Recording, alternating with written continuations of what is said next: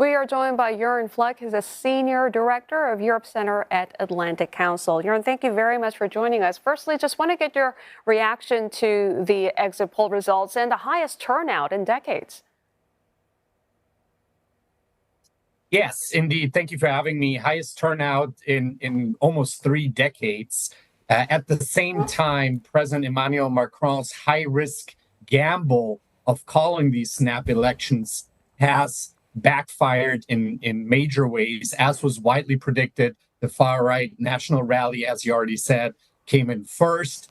The absolute majority in the National Assembly is within reach. It might not be very likely, but it is within reach. His own party has dropped to third place with heavy losses. And for France and Europe, this, I think, means the prospect of significant political gridlock and unpredictability at the national level that will also reverberate and have repercussions at the EU level. All right, yeah, and so I guess the question that I need to ask you then is, can Macron still salvage the situation? I mean, can his Centrist Alliance, for example, still form a viable partnership with the New Popular Front and prevent the National Rally from winning that absolute majority of 289 seats?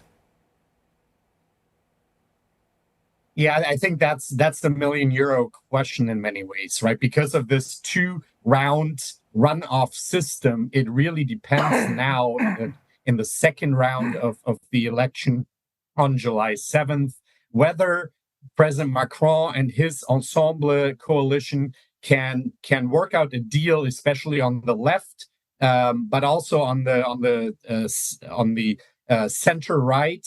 And with these 3 players withdrawing strategically candidates in the second round runoff so as to allow the non-national rally candidates in the individual districts to maybe win. I think there's serious questions of whether this old strategy, this Republican, so-called Republican front, that in previous elections always was able to beat out the national rally and its predecessor parties, whether this strategy will work this time around, just because there is such backlash against President Macron's policies, political decisions, and also the specific decision to call snap elections. Right.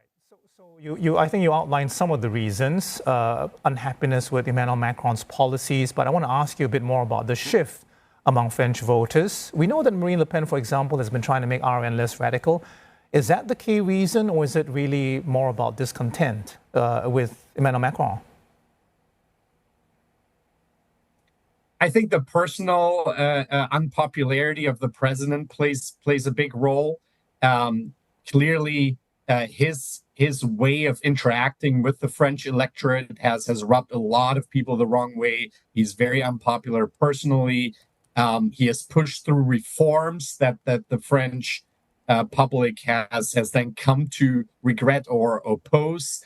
And then there's obviously also the topics that you already mentioned: the cost of living crisis, high inflation, and a lot of costs perceivably imposed on groups such as farmers that mobilized in large numbers in recent years against national policies, but also EU green transition policies, for example. So it's a combination of these, and then you add migration to that, and you get today's result. And even though the National Rally has tried to moderate its public perception, the policy proposals that are on the table and were part of the platform for this snap election should still worry many, many French voters and European observers and partners of France. Jorn, so if the National Rally wins at the end of the day, Mr. Macron will see out the remaining 3 years of his term, and it'll be a bit of an awkward partnership with a prime minister from an opposition party. Can France be governable under such an agreement? Yes, I think that's the major concern here. You have two scenarios. I think a more likely scenario is that the National Rally does not win an outright majority, and therefore President Macron would have no choice but to appoint Mr. Bardella, the leader of the National Rally, as prime minister. I think a much more likely scenario, or not much more, but somewhat more likely scenario, is political gridlock, where no party wins an outright majority. A coalition government is unlikely in France. It's not something that France has much experience with, and then you get what the so-called cohabitation between a president of one party and a prime minister of another party, or you get a technical government. In all cases, I think you will see serious political gridlock and unpredictability in France. And as I said, this will also have repercussions at the EU level, given France's outsized role and importance as the EU's second largest member state and economy. Jorn, tell us what this might mean if the far right were to control parliament. And as I understand it, that means they control foreign policy as well. What does it mean for Asian democracies in particular?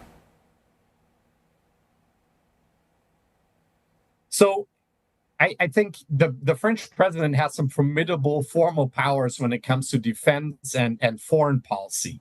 But at the same time, France's a national rally government's restrictive immigration policies, its rollback of domestic reforms, its obstructionism on key efforts at the EU level, from defense policy cooperation to competitiveness measures that are high on the next EU agenda, to EU enlargement and institutional reform. I think you will see some significant obstructionism and gridlock also at the EU level, given that France is such a large and significant member of the EU.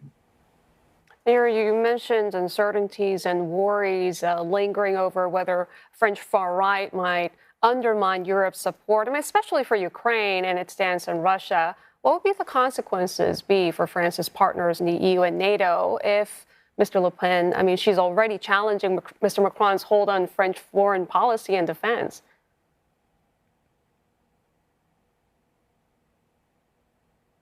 Yes, she's challenging that. I think in the very short term, I think France and President Macron, given the presidential powers on defense and foreign policy, will be able to maintain France's and therefore EU cohesion on support for Ukraine. But in the medium to long term, and if France gets a national rally government, then I do think the national rally government will test, especially the more medium to long term financial support of the European Union for Ukraine. They've already said they will not support any of President Macron's strategic ambiguity measures, such as suggesting or contemplating putting on the table the option of French troops that can